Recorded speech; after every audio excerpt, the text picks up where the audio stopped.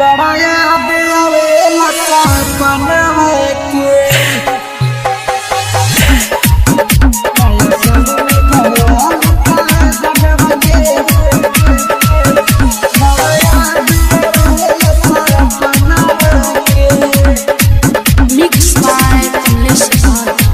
बहुत अखिया से लोर हो परता हमारा न भोर हो।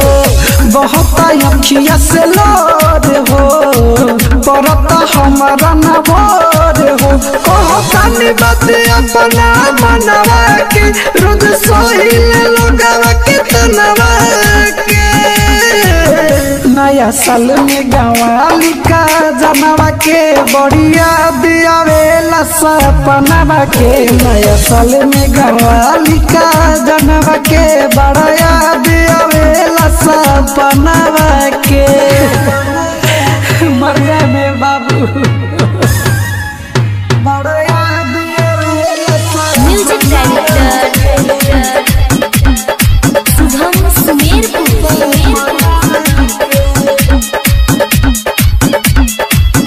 पहिले से बादिलवा टूटल हो नाता दोसरे से उनकर जुटल हो। के करा के दिन गिरती न हो साला किस्मत हमारे फूटले हो। नाते से छोड़ देले बानी खानवा के तू तो खुश कोइले हुई सजनवा के।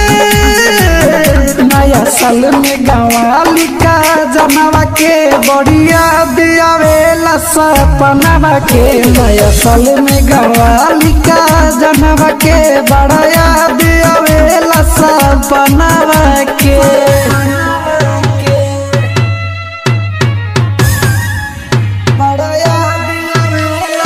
Music director Shubham Sumerpur.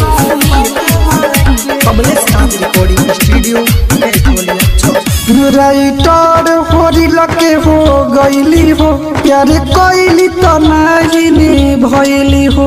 बात कहिले बाबा जय न हो कहेला समझ के रोइली हो। कहतानी बात अपना मनवा के रोज सोहिल लोगवा के तनवा के।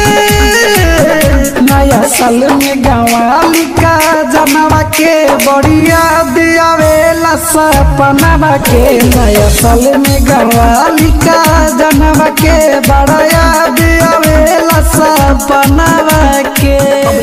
Recording studio कैथोलिया।